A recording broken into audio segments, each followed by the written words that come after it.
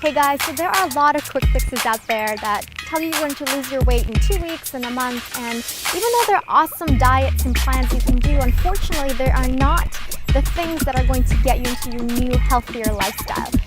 Creating a new, healthier lifestyle, it's about decisions and habits, and that doesn't come to you in a week or two. It's about every single day making a better decision. It's about choosing salad over fries, it's about choosing water over soda, or taking the stairs instead of the elevator.